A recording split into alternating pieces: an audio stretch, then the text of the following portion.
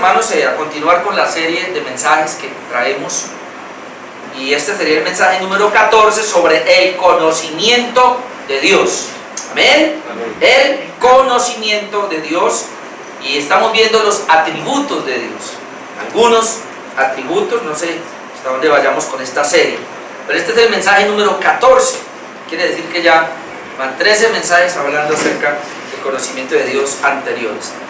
Vamos a hablar en esta oportunidad acerca de la eternidad de Dios.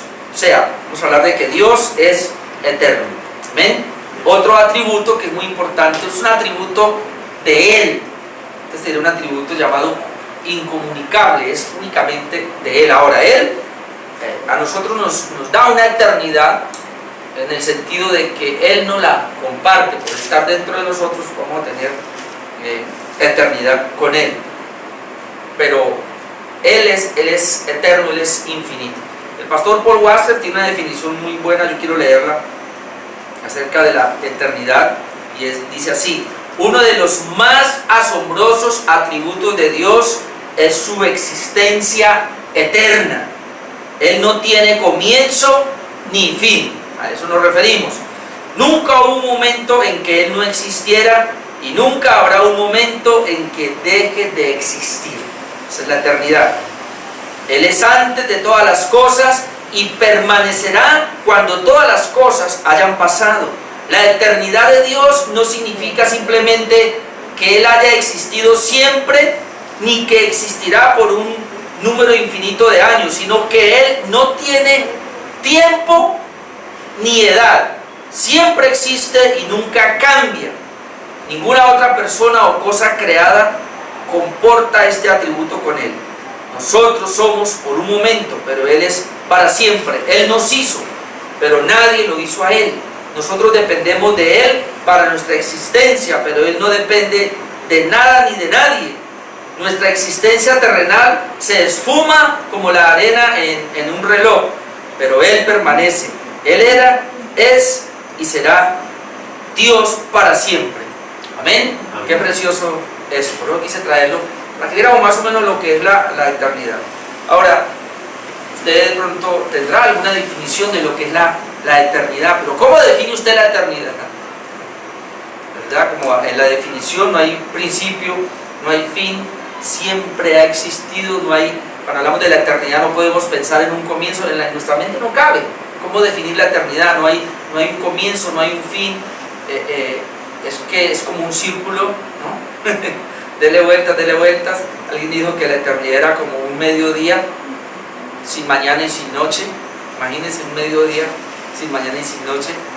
Entonces es algo que no se puede definir, pero es algo que siempre ha existido. Nunca tuvo un comienzo, nunca tuvo un fin. Quiero hablar en esta noche de 3 cosas para definir el carácter de Dios en cuanto a su eternidad. Primero, cómo sus nombres revelan el carácter de su eternidad. Luego vamos a mirar algunas declaraciones de su eternidad según la Biblia, y luego al final implicaciones de su eternidad, que es muy importante esta parte. Entonces vamos con el primero. Sus nombres revelan el carácter de su eternidad. O sea, los nombres de Dios revelan ese carácter de la eternidad de Dios. Y obviamente tenemos que siempre casi ir a Éxodo 3:14, es muy conocido, pero es muy importante que lo analicemos. Éxodo 3:14, recuerde siempre cuando Moisés le dice: ¿y qué le voy a decir yo a esta gente cuando pregunten por el Dios que me envía? Entonces el Señor le contesta. Él respondió Dios a Moisés: yo soy el que soy. Y dijo: así dirás a los hijos de Israel: yo soy, me envió a vosotros. Entonces Dios simplemente es, o sea, Él no decidió existir, ni hizo ningún esfuerzo para existir. Dios simplemente existe. Él dijo: yo soy, y ya. De ahí pueden salir muchos atributos, pero cuando hablamos entonces de un nombre que lo define, Él dice: yo soy, ya. No hay nadie después de mí, no hay nadie antes de mí. Él no existió por algo, sencillamente dice: yo soy, punto. Yo existo, ya. Ese soy yo. Entonces es impresionante esa definición, que nos ayuda obviamente para determinar muchos aspectos del carácter de Dios. Pero hablar de esa eternidad en su nombre nos habla de que Dios siempre entonces ha sido, Él siempre será. Vamos a mirar en Isaías 40, 28. Isaías 40, 28. Dice, ¿no has sabido?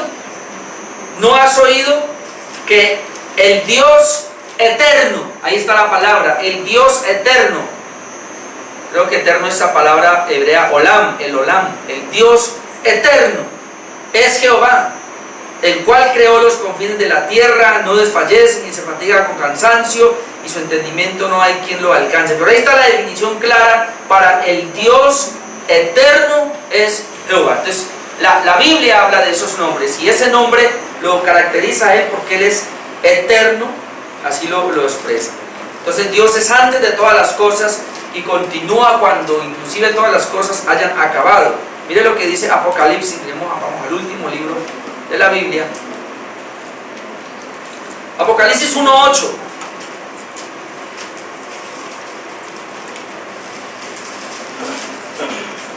Jesucristo acá dice: yo soy el alfa y la omega, principio y fin, dice el Señor, el que es y que era y que ha de venir, el Todopoderoso. Bueno, ese texto dice muchas cosas, pero el punto acá: yo soy el alfa y la omega. Y ahí usted se pregunta, ¿y qué es el alfa y qué es la omega? Pues ahí lo define: el principio y el fin.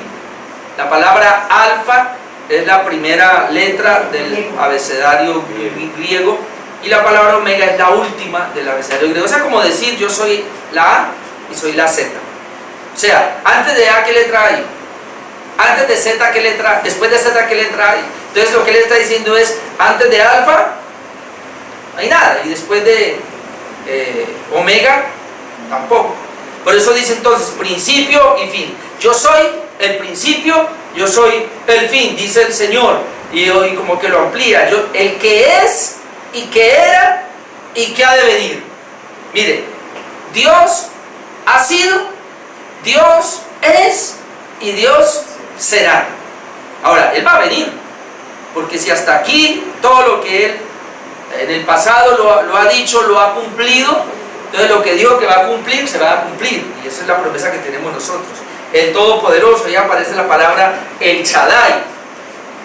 La palabra Shaddai también nos ayuda a entender, porque la palabra Shaddai quiere decir de que Él es el que puede suplir a todas las necesidades. Fuera de Él no hay quien lo haga. Entonces Él es el que puede suplir todo eso.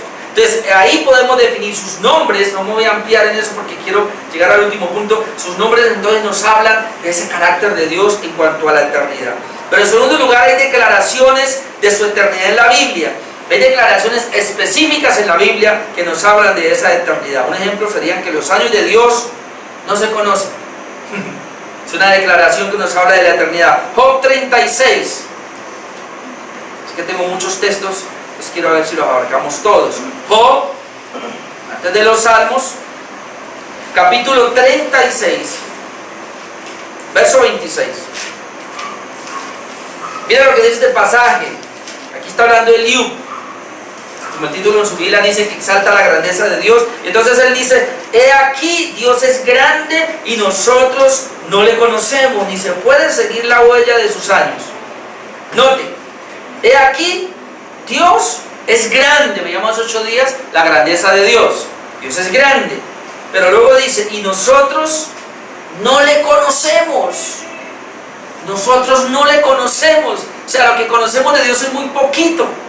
Pero luego mire lo que dice para hablar de su eternidad: ni se pueden seguir, ni se puede seguir la huella de sus años.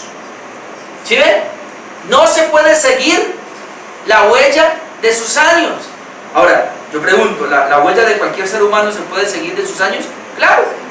Es cuestión de echar cuando él dice que no se puede seguir la huella de sus años, quiere decir que por más que uno busque, indague, no va a llegar al inicio de él. Si nosotros acá indagamos, pues dependiendo de la edad que tenga, en nuestros familiares, de pronto usted no lo sabe, pero los familiares le van a decir: mi hijo, usted no había nacido cuando yo ya estaba. Es más, yo a usted lo conozco desde el vientre de su mamá. Yo estaba el día que usted nació. ¿Ve?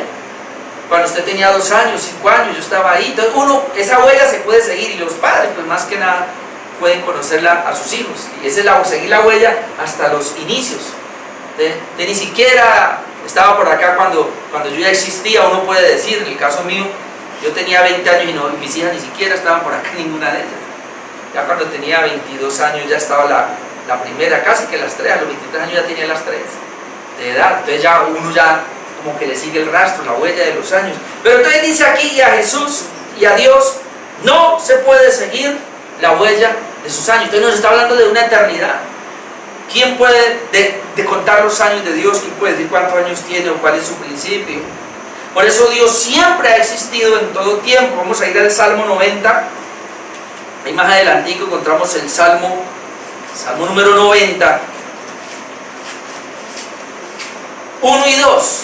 Vea lo que nos dice. Señor, tú nos has sido refugio de generación en generación. Antes que naciesen los montes y formaste la tierra y el mundo, desde el siglo y hasta el siglo tú eres Dios. Y ahí vemos varios aspectos. Primero dice, Señor, tú nos has sido refugio, ¿cuándo? De generación en generación. Ahora, este salmo es de Moisés. Moisés escribió el Salmo 90. Pero no es que Moisés esté diciendo que él supo de las generaciones anteriores de que Dios estaba dando refugio, ni que él podía imaginar las generaciones futuras para que diera refugio. No es que Moisés sabía eso, sino que por revelación él podía decir, Señor, es que en todas las generaciones tú has estado. Entonces tú, Señor, has sido refugio al pueblo desde las generaciones primeras hasta las generaciones postreras. Eso es lo que quiere decir el texto. De generación en generación. O sea, generación viene, generación pasa, generación se va, pero Dios siempre está ahí en cada generación. Es impresionante. El mismo Dios que estuvo en el huerto con Adán y Eva es el Dios nuestro. El mismo Dios que llamó a Abraham aproximadamente 2000 años después es el Dios nuestro. El Dios que llamó a David 1000 años después. El Dios que llamó a Moisés. El Dios que nos llamó a nosotros. El Dios que envió a Cristo hace 2000 años a que estuviera con nosotros en la tierra. Ese Dios estuvo allá, el Dios que ha estado por 2000 años con toda la iglesia, todas estas generaciones que han pasado, ahí está. Y es el mismo Dios que está ahora, y es el que estará mañana. De generación en generación tú has sido refugio. Pero luego dice, antes que naciesen los montes y se formase la tierra y el mundo, que es lo que estamos viendo nosotros en todas estas enseñanzas del pastor John MacArthur, ¿no? Sobre la creación. Impresionante como yo ahora rato era que escuchaba la que está para mañana, la que va a mandar mañana, que él tiene un libro. Yo no sabía, o la de hoy, es que recuerdo que él tiene un libro que ha escrito, y por eso él está predicando todo esto de la creación, los días de la creación, y apenas vamos en el día 4. Ya van como 10 mensajes y apenas vamos en el día 4. Entonces aquí él dice, antes que naciesen los montes. ¿Y quién hizo nacer los montes? Dios. Y se formase la tierra y el mundo. Antes, ¿qué pasa? Desde el siglo y hasta el siglo tú eres Dios. ¿Ves? La eternidad. Desde el siglo y hasta el siglo tú eres Dios. Antes que se creara cualquier cosa, Él es Dios. Es impresionante esto, porque no sabemos, por más que se estudie, se trata de analizar, no sabemos cuánto tiempo estuvo Dios sin la creación, sin haber creado ángeles. Porque los ángeles tienen un inicio. Los demonios tienen un inicio, fueron creados por Dios, y luego Dios en algún momento dijo, yo voy a hacer el mundo material, voy a hacer los cielos, y nos hizo a nosotros, hizo al ser humano. Le calculamos unos 6000 años de creación. Pero antes de eso la creación tiene un inicio. Nosotros tenemos un inicio, pero antes de eso recuerden que es eterno. Eso quiere decir de que Dios siempre ha existido, y eso es impresionante. Desde el siglo hasta el siglo tú eres Dios. Y por eso la Biblia registra que los años para Dios, como para que lo podamos entender un poquito, dice que son como días. Esto es impresionante. El mismo Salmo 90 que estamos mirando ahí, pero vamos a ver ahora el versículo 4. Dice, porque 1000 años delante de tus ojos son como el día de ayer que pasó y como una de las vigilias de la noche. ¿Usted sabe qué son 1000 años? ¿Cuánto vas a vivir? ¿Cuánto voy a vivir yo? 1000 años para nosotros son ¿qué? ¿Cuántas vidas? Pudiéramos vivir cuántas vidas. unas 15 vidas más o menos, o más, unas 20, por ahí. 1000 años. Nosotros no alcanzamos ni a 100, yo creo. Pero dice que 1000 años para Dios son como el día de ayer que pasó. Vamos a ver qué dice también Pedro. Pedro toma este pasaje, vamos a segunda de Pedro, allá al pie de Apocalipsis, más allá de Santiago está Pedro.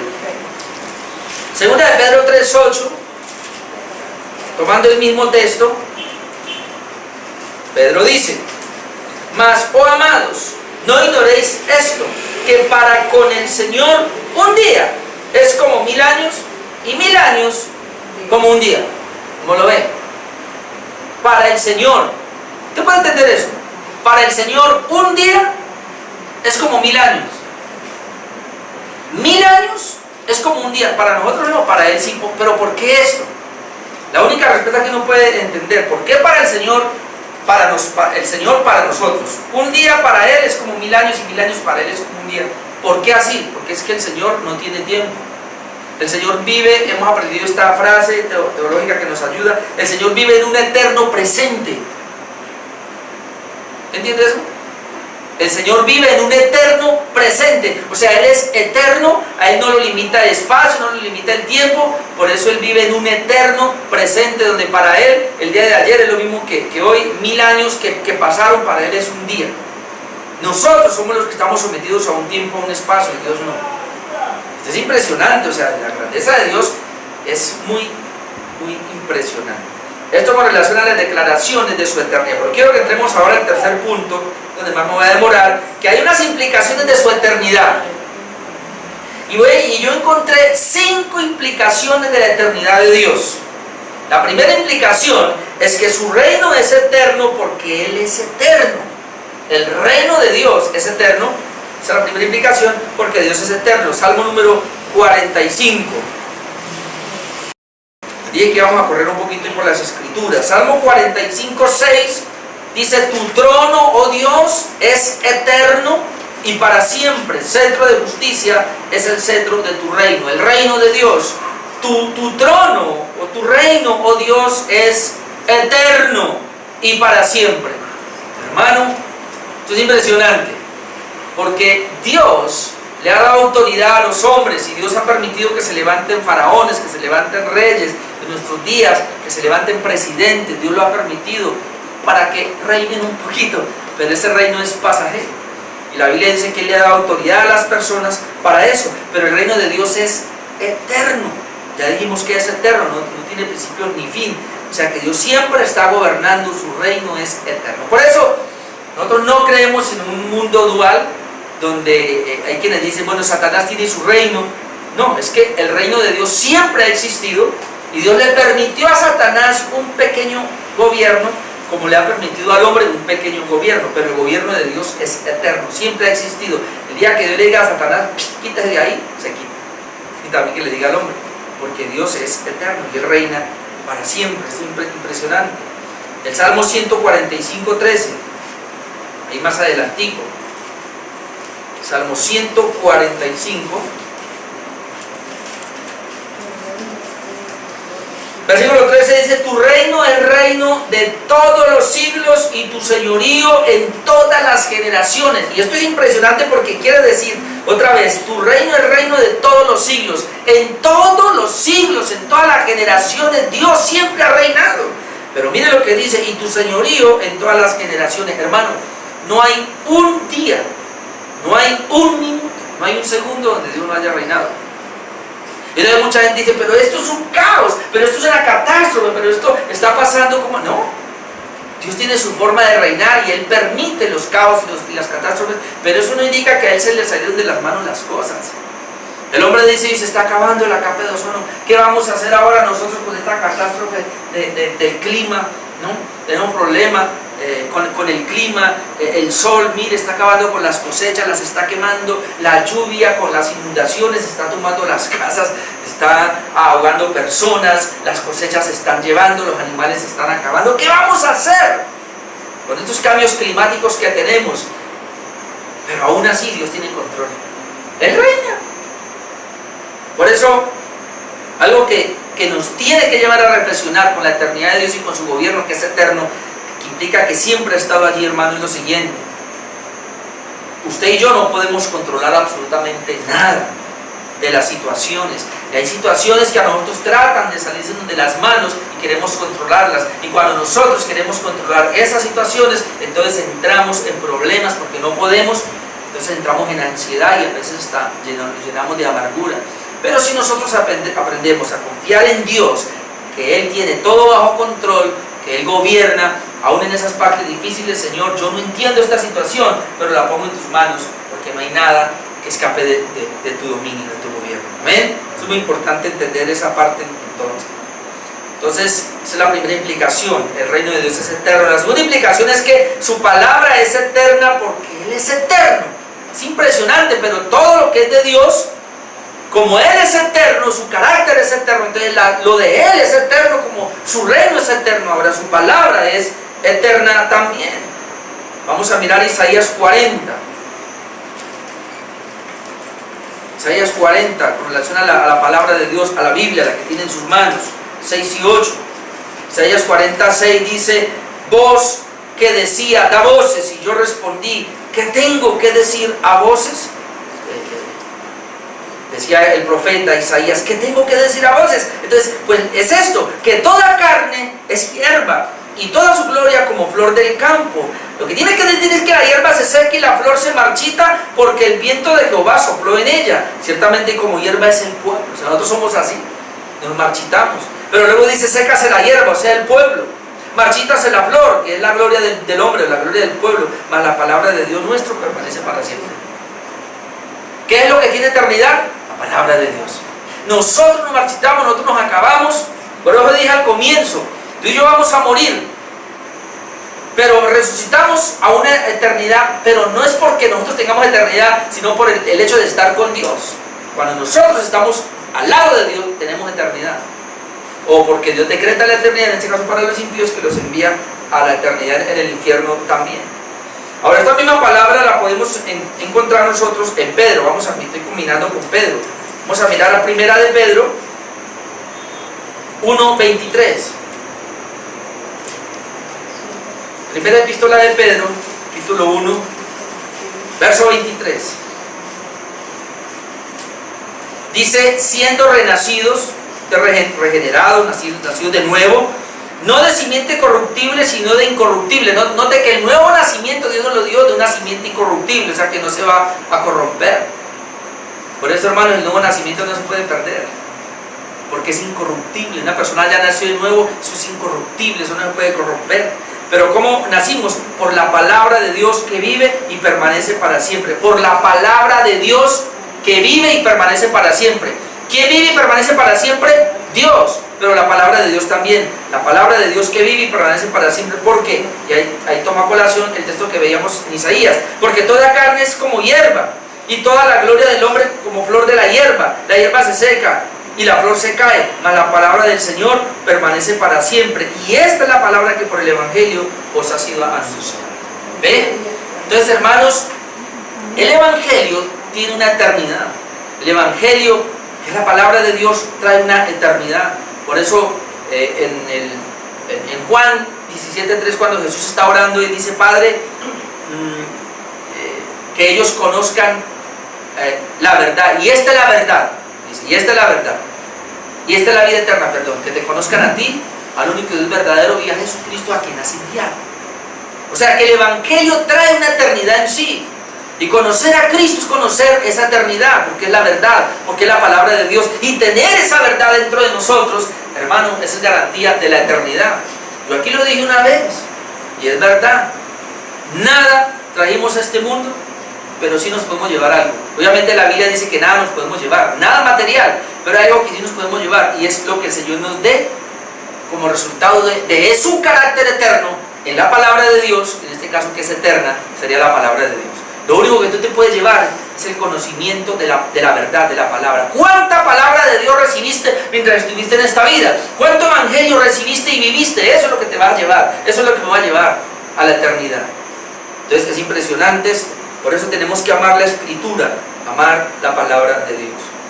Una tercera implicación, además de que el reino es eterno, de que su palabra es eterna, es que la salvación de Dios es eterna. Recuerden que estamos hablando de la eternidad de Dios y eso tiene implicaciones, que su reino es eterno, que su palabra es eterna, pero por lo tanto la salvación que Él nos otorga es eterna. Esto no se va a perder. Usted conoce los textos, se los voy a dejar. Romanos 6:23 dice: porque la paga del pecado es muerte, mas la dádiva de Dios es ¿qué? Vida eterna en Cristo Jesús. Dádiva es regalo. El regalo que Dios nos da es vida eterna. Y Juan 6:47, de cierto digo, dice Cristo, que el que cree en mí tiene ¿qué cosa? Vida eterna. ¿Cuántos han creído en Jesús? ¿Usted qué tiene? Vida eterna. Yo tengo vida eterna. La iglesia tiene vida eterna. Esto quiere decir que la salvación es eterna y que no se puede perder. Veamos por un momento el Salmo 48. En el Salmo número 48, 14. Dice: porque este Dios es Dios nuestro eternamente y para siempre, y Él nos guiará aún más allá de la muerte. Este es un precioso versículo que ojalá lo tenga claro. Este Dios, nuestro Dios, ¿es Dios qué? Es Dios nuestro, ¿cuándo? Eternamente y para siempre. Dice que Dios, el que nos creó y nos salvó, es Dios nuestro, pero es nuestro por unos días. Es nuestro mientras yo lo abandono, mientras yo lo dejo. O sea, ya me llamó a ser su hijo, ¿yo puedo dejar de ser su hijo? No, porque aquí dice que es nuestro, y cuando habla de que es nuestro, está hablando de que hace parte de la familia de Dios. Este Dios es nuestro, pero es nuestro eternamente y para siempre. Hay gente que cree que la salvación se puede perder. Por eso nosotros decimos, si alguien llegase a perder la salvación, él nunca la tuvo. Porque ¿cómo es posible? Este texto es claro. Dice que Dios es nuestro, no temporalmente, sino eternamente y para siempre. Esa es la eternidad. Pero luego dice: Él nos guiará aún más allá de la muerte. Mire la salvación hasta dónde nos lleva. Él nos guiará. ¿Qué es lo que está haciendo Dios ahora? Ahora nosotros estamos en este mundo, un mundo muy oscuro, un mundo lleno de incertidumbre, un mundo lleno de corrupción, de maldad. Pero aún así, dice la Biblia que Él nos va a guiar aún más allá de la muerte. O sea, que no tenga temor a la muerte. Vamos a morir. ¿Por qué vamos a morir? Pues porque hay una consecuencia en nosotros del pecado, y porque este cuerpo tiene que terminar su ciclo para luego Dios resucitarlo y darle un cuerpo glorioso, transformado, y impregnar en él la eternidad. Por eso dice que nos guía más allá de la muerte. Bueno, una cuarta implicación de esta eternidad, vimos la primera: su reino es eterno, su palabra es eterna, la salvación es eterna. Una cuarta implicación es que el cuidado de Dios por su pueblo es eterno. ¿Usted no se alegra de eso? El cuidado de Dios por su pueblo es eterno. Quiere decir esto, hermano, que desde el momento que tú llegaste a ser de la familia de Dios, Él siempre te ha cuidado. Él que te cuidaba antes en una gracia común, ahora nos cuida en una gracia especial en Cristo. Porque los que estamos en Cristo somos cuidados por Él. Mire Deuteronomio 33. Génesis, Levítico, Números, Deuteronomio, quinto libro de la Biblia. Deuteronomio 33, 26. Yo le leo todo esto. No, hasta el 27. Deuteronomio 33, 26. Dice: no hay como el Dios de Jesurum, o aquí el Dios de Jerusalén, que cabalga sobre los cielos para tu ayuda, y sobre las nubes con su grandeza. El eterno Dios es tu refugio, y acá abajo los brazos eternos. Él echó de delante de ti al enemigo y dijo: destruye. Vamos a mirar. No hay como el Dios de Jesurum. Ese Dios, ¿cómo es? Que cabalga sobre los cielos para tu ayuda. Cabalga sobre los cielos para tu ayuda. ¿Usted no ha pensado en eso? Hermano, ¿por qué nos preocupamos cuando tengamos dificultades? Entendamos que hay una metáfora para decirnos que Él viene a ayudarnos. Dice que Dios cabalga sobre los cielos para tu ayuda, y sobre las nubes con su grandeza. Habíamos hecho ideas de la grandeza de Dios, pero esa ayuda, ¿cómo es? Dice que Él cabalga para nuestra ayuda por su grandeza, pero luego dice, el eterno Dios es tu refugio. El eterno Dios es tu refugio. Y luego dice, y acá abajo, los brazos eternos. Y acá abajo, los brazos eternos. Brazos de ayuda. Brazos de la omnipotencia, del omnipotente Dios, que nos ayuda, que nos socorre, que nos sostienen. Dice que sus brazos son eternos. Así que si Dios es eterno, el cuidado por nosotros es eterno. Lo que quiere decir, no hay un segundo donde Dios no esté con sus brazos extendidos hacia nosotros. ¿Usted cree eso, hermano? No, como que no lo creen. Bueno, no hay un segundo donde Él no extienda sus brazos hacia nosotros y Él viene cabalgando en nuestra ayuda. Oh Señor, qué precioso es poder confiar en Él, descansar en Él. El Salmo número 102. Salmo número 102, ahora verso 25.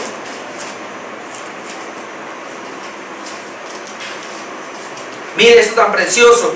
Desde el principio tú fundaste la tierra y los cielos son obra de tus manos. Habíamos dicho ya, desde el principio. ¿Y cuándo es el principio? No sabemos. Es una expresión para decir que el mundo comenzó, tuvo un inicio, pero Dios antes de eso ya estaba. Desde el principio tú fundaste la tierra y los cielos son obra de tus manos. Ellos perecerán, o sea, la creación perecerá, mas tú permanecerás. O sea, la creación, aún lo que Dios hizo, va a perecer, pero Él permanece.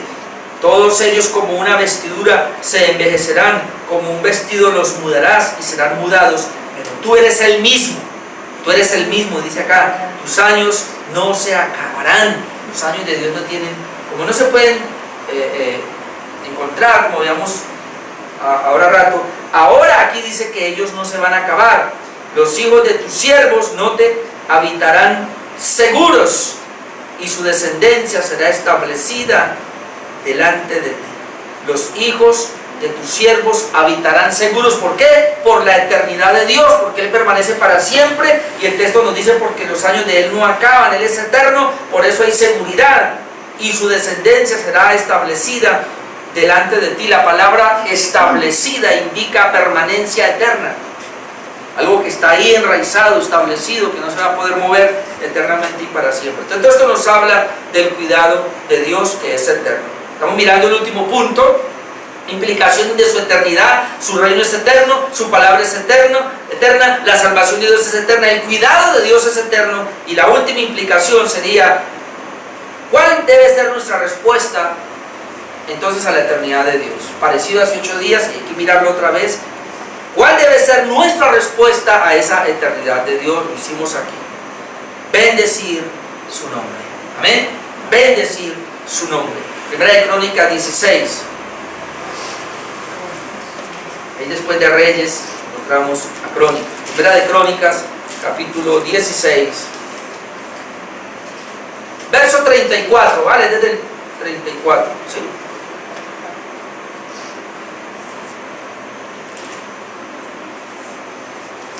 Mire lo que dice: aclamad a Jehová porque Él es bueno, porque su misericordia es eterna. ¿Cómo es la misericordia de Dios? Eterna. Cantábamos ahora que su misericordia es para siempre. Primera de Crónicas 16:34. 16:34.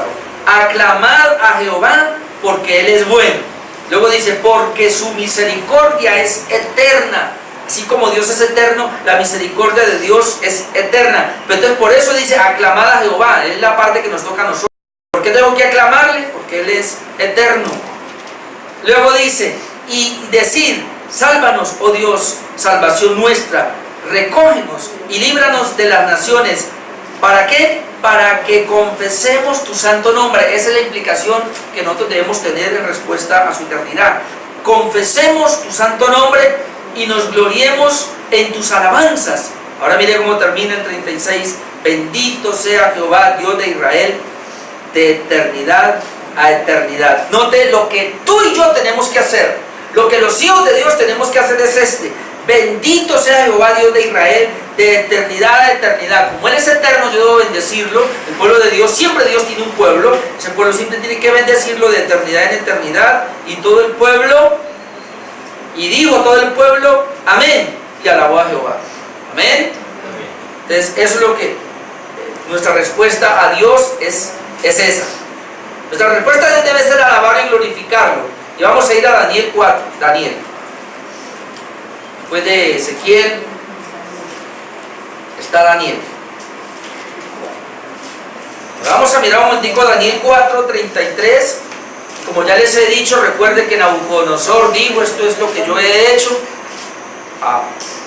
Dios por medio de Daniel le profetiza que si no se arrepiente y reconoce a Dios, él va a ser enviado.